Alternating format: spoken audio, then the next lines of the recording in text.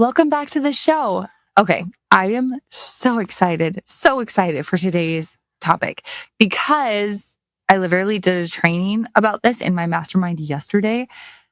And the mastermind women were just like off the charts, so excited about it. And I was like, okay, this is something I probably need to share publicly as well. So it is something that I actually don't see a lot of people talking about right now, but we need to be talking about. And it's that AI is becoming such a big, major discovery engine for our podcast, which is so exciting. More and more people are finding podcasts through tools like ChatGPT, Perplexity, all of those platforms that many of us are using every single day, right? Even voice assistants. So instead of just going directly to Apple Podcasts or scrolling through the charts, which people are still doing, don't get me wrong, but people are also starting to ask questions like, what is the best podcast for female entrepreneurs? Or what are the best podcasts for female entrepreneurs? What podcast should I be listening to if I want to grow my business, my online business? What are good marketing podcasts for online business owners? Like, they're asking these very specific questions about podcast recommendations, and they're getting answers generated by AI, which means something very important for us as podcasters. It means that your podcast isn't just being discovered through podcast apps anymore. It's being discovered all over the internet. And the fact that AI is now recommending podcasts is such a cool freaking opportunity.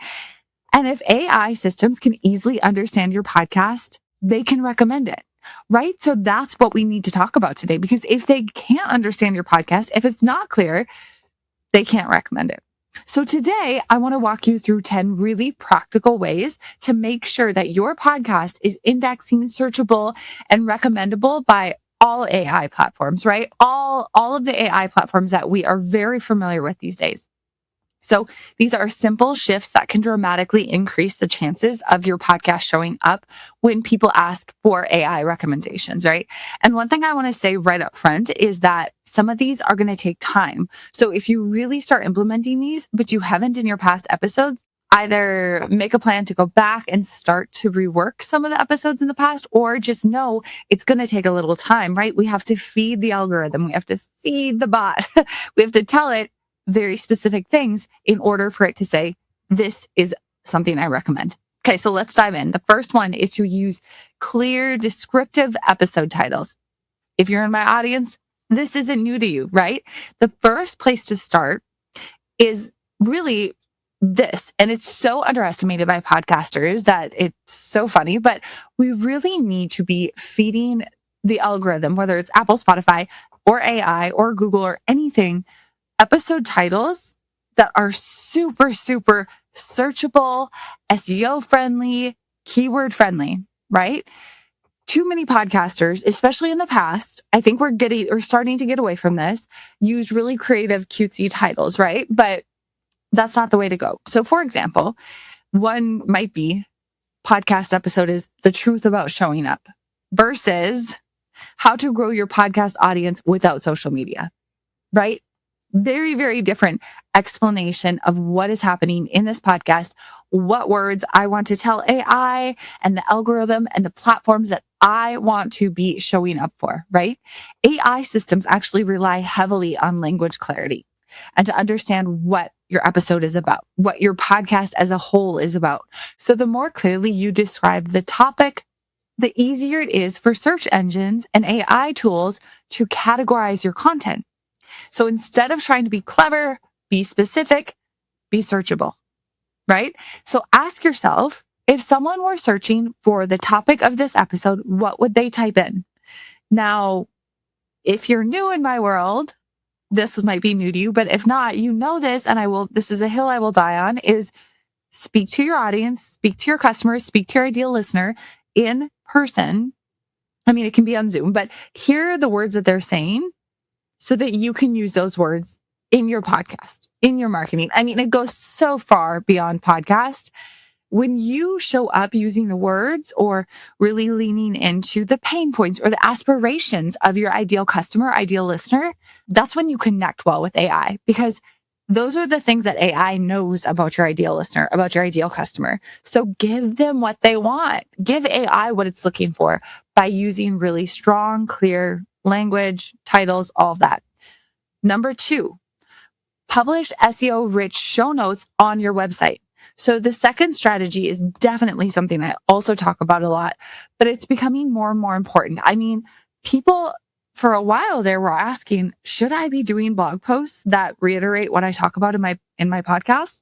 And it was like, I've always been a huge advocate of yes, SEO, sure, it can be a long game, but it's there and it's working and it's worth the effort, right? Publishing SEO-rich show notes on your website is such a good way to get your podcast episode indexed, tell the AI tools, this is what I am searching for, and also use keywords, which we're going to talk about in a second, but use keywords often to start to train the algorithm that you are the expert in that. That is what you should be showing up for, right? So if you are in my programs, if you have ever worked with me one-on-one, if you bought my podcast growth toolkit, you actually got an SEO blog style template that you can take your podcast, take your show notes, and turn it into a blog post using this template that is proven to work, great for SEO, right? So you don't want to just take your transcript, which we're going to talk about in a second, and put it on your blog. I highly recommend you turn it into a readable, digestible, user-friendly blog post, right? So instead of just having like the audio file to index, now we can give them an episode summary, maybe some key talking points, timestamps, keywords, overall topic structures, a breakdown of what you talk about, right? In more of like a conversational blog style post versus just, all of the transcript in one spot, which again, I'm going to talk about because there is a place for that, but I like to do this at the top of, and I'm going to explain kind of the structure here, but so AI models we know are trained on text across the web, right? So when your podcast exists as a detailed blog post that's feeding into the algorithm, it's feeding into SEO, into keywords, it becomes far more likely to show up in recommendations, right? So think of your website kind of as a home base where your podcast becomes discoverable. It like spits it out to the internet. Okay, so let's talk about number 3, which is to include transcripts into every episode. Now, I want to break this down for you because you're going, where am I going to put the transcript? Okay, so like I said, I love to have this blog style SEO show notes created where it breaks it down into a little bit more digestible, readable, content. So if this is something you want to see in action, you can check it out on my YouTube video. So go check me out on YouTube and you can watch the video on here and I'll show you what I'm about to talk about, like my favorite place to put the transcript within your blog style show notes. Or you can also just go to my website and go to my blog, my podcast, and read through those blog style show notes. And at the very bottom, right at the very bottom, you are going to see a little section that says episode transcript, click to read. Now, I basically have inputted the entire transcript and then I fold it up. Like I'm on Squarespace. It allows me to almost like fold it up. I don't know if that's the right word, or it's called like an accordion, I guess, where somebody who's reading it can read through the blog. Then they can see that the transcript's there. They can click on the drop down, the plus menu, and the entire transcript will be there. So will most people do this? Probably not. But do you know who will? AI, right? SEO, the bots are going to love it. So you might as well include the transcript if you're going to the effort to write a blog. This is almost the easiest part of the blog, right? So that's how I really like to do it, because transcripts allow AI systems to understand like the full context of your episode. Not that blog style show notes don't do that, but actually giving them the conversation piece can be so helpful. Plus, it's going to give them even more words, right? All of that becomes part of the indexed content. Transcripts dramatically increase the surface area of your podcast across search, AI tools. Truly, it's such a wonderful tool to use. So if you have a website, if you are posting your show notes as a blog, just add the transcripts at the very bottom. Again, roll them up, do accordion, whatever they call it on your specific website. But it's such a great way to help you get indexed on SEO. Okay, so strategy number 4, add a who is this podcast section for everywhere you possibly can. The reason we're doing this is because AI systems recommend content mostly based on fit for the user that they are serving, not just on popularity. Popularity does play a part into it, more so authority than popularity, but we want to make sure it's, again, so clear who this podcast is for. That is why I teach my students and you guys to add a tagline that's very clear. So somebody can be looking on podcast, AI can be, searching Apple or whatever it might be, and it sees, oh, this podcast is specifically for female entrepreneurs who have a podcast who are looking to monetize it or whatever it might be, right? So we want to use this exact description, this exact language in your podcast description, on your website, anything you have, right? If it's your YouTube about section, or if it's on TikTok or Instagram, show notes, all of those places, it is so important for you to have such a clear description about who this podcast is for. This is a big reason why I see podcasts struggling to grow. They're not niche enough. And I have to admit, if you are a smaller podcast looking to grow, the more niche you can be right away, the quicker you will grow, truly. Why? Because it is so easy for you to organically show up for the ideal listener. And you can move away from that and go more broad the bigger you get and the more you grow. But I'm not going to go down that road, but you hear what I'm saying. That is really why we can do it, right? Because if there's so many, and I see this a lot with like podcasters who are in the mindset space. It's like, well, I just want to serve everybody and help them with their mindset and their spirituality and this and that. And it's like, we got to get more specific. Like, I think of Almost 30, like they serve women between probably like 28 and into their 40s, maybe 50s, who are going through a life transformation. And they do talk about spirituality, but it is a very specific niche, right?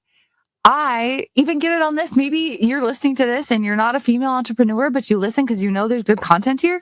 I get messages from male podcasters who say, I wish you would, include the males a little bit. And listen, at the end of the day, my content's going to serve anyone and everyone, but I know that growth comes when I'm really specific. And the more that I can be more specific with my keywords and things like that, the better it's going to be for me and my podcast as a whole. But again, that doesn't mean that guys can't check out my podcast and get so much immense value from it, right? Okay, number 5. Right. Speaking of descriptions, we talked about this in the last one. Write strong podcast descriptions. Your podcast description is a huge and super important signal, right? Many shows have a really vague description, probably put it together right when they started, never touched it. And it doesn't really explain what the podcast is about, who it's for, the questions that it might be answering, using the keywords. But here's the thing, AI, that is part of the puzzle, right? AI relies on these descriptions to understand your show's category, your audience, your expertise, the topics, the keywords, all of that. So instead of having it super short, you need to expand it. You need to be really focused on having in your description who the podcast is for, what problems it solves, what topics you cover. And I love it if you can share something about yourself that gives you a little authority, right? So again, if you're in my programs, you get what a wonderful podcast description template that you can use. And it's really geared to telling AI, hey, I'm your person for this, right? So be sure you spend a little bit of time updating your description, get it really good. Talk about, again, basically just like describe what you would want to, then go into who you are authority wise, then talk about who it's for, then talk about what questions, if your ideal listener is asking, what questions are they asking? They're in the right place. And some of your topics using your keywords, and boom, you'll have a great description. All right, number 6, get your podcast mentioned across the internet. The next strategy is definitely powerful, but often honestly overlooked. So AI systems pull information from across the web. We know this, right? So when your podcast is mentioned on other websites, other platforms, it strengthens its presence in the broader information ecosystem, right? So you may be wondering, like, what is that? This could be you guesting on somebody else's podcast, right? A blog feature with you in it, a newsletter mention, podcast directories, which I want to talk about, social media posts, interviews, like wherever you can show up, collaborate, serve, and people start sharing about you, again, it builds your authority. It shows that you're used across the internet, you're mentioned across the internet, because each mention, again, acts as another signal that your podcast, you exist and are part of the broader conversation, right? So I want to talk about within this podcast directories. Okay. So I recently I was just supporting one of my clients. She has over 600 podcast episodes, and I was on her backend hosting platform and we were like looking at some other stuff. And I went to the distribution. It's like a distribution, or directories might be something else that it's called. And I said to her, you actually haven't claimed your podcast on all of these platforms yet. She was claimed on like Apple and Spotify, and that's it. But she wasn't claimed on her radio, on Amazon Music, on Podchaser, Pocket Cast. So it's so important that we don't just go to our podcast hosting and assume that we're going to be spit out everywhere. And we are, but when we can actually claim it and put an email to it, it gives it more credibility. And if you update things like your podcast description or your cover art, it's going to spit it out quicker and update it for you. So make sure that you have claimed all the directories. You can do this in your podcast hosting platform. So look for directories or distribution and you'll find it in there. Okay, number 7. This one is so important, and it definitely kind of ties in with some that we've already talked about, but use audience language in your content. Please use audience language in your content. Don't just assume you know this or assume you have the audience language in your head. You need to do a little bit of research to figure this out, because when we use the exact language that our audience uses, AI loves it. That's the things that they're searching in AI. They are not being super formal in AI. They are throwing in the words that they would tell you, that they would say to you, the pain points, aspirations, all of that stuff. AI tools are consistently and constantly matching questions with content that contains similar wording. So if your audience asks things like, how do I grow my podcast audience organically? Great. I'm going to use those words. Or if your audience is asking, how do I regulate my nervous system for free? Like, these are the things we need to know, right? And what I'll say is the best way that you can learn this is to have the conversations with your ideal customer, right? Not text conversations, not typing conversations. Hear the words they're saying. So we do this through voice messages on Instagram and in social platforms, jumping on a Zoom coffee with them, getting in person with them live, going to networking experiences, things like that, and asking the questions, right? Listening with listening so well with our entrepreneur ears to what they're saying, and then using those exact phrases in your episode titles, your show notes, your blog posts, your podcast descriptions, any marketing material, really. It's going to be huge for you, right? So when your content mirrors the language your audience is using, it becomes far more likely to match AI search queries than just like self-led content and self-led phrases and keywords. So important. I've talked about that a lot if you've been here. So, all right, number 8. So this is a good one with a caveat. So repurpose your podcast content across platforms. Let's talk about this one. So repurposing your podcast content definitely helps with AI indexing. When your podcast appears in multiple formats, and I'll share what I mean here, it creates more entry points for discovery, right? So for example, maybe you have a blog post, you have a YouTube video, you have a LinkedIn post, a Pinterest pin, an email newsletter, things like that. Each piece of content reinforces the topic and points back to you, your podcast, your expertise, all of those things. And it really kind of creates a network of signals that helps AI understand that your content is about XYZ. So that's great. However, I want to say that I don't want you to feel like you have to do this right now, and it's the only way to get indexed by AI, because if you don't have the bandwidth, if you don't have the team, if you don't have the time and the capacity to do all of those platforms, you're going to show up just exhausted, right? Then you're going to give up. It's not worth it. if you have the support and if you have the time and the capacity, go for it. Yes, for sure. But I'd never, ever, ever want my students for sure, or anybody really, any podcaster to feel like you have to be everywhere and then you get burned out and then you give up. It's just not, it's not worth it. So if you feel like, wow, that's a lot of places, to show up, pick one or two, focus on those, become a master of those because your content is going to look better because you have more time and more capacity to pour into that, right? And then with time, maybe you'll expand. Maybe you'll be able to grow a team, get a VA who can support you with those things. But don't feel like you have to just because I said it and because it's not the only way AI is going to index your content. So just hear me out on that. Okay, so number 9, this one is surprising, but let's talk about it. Encourage reviews and public mentions. Okay, so maybe it's not surprising, but you've heard me talk about reviews before, right? How do they necessarily grow the podcast or get you charting better? Not really, not necessarily.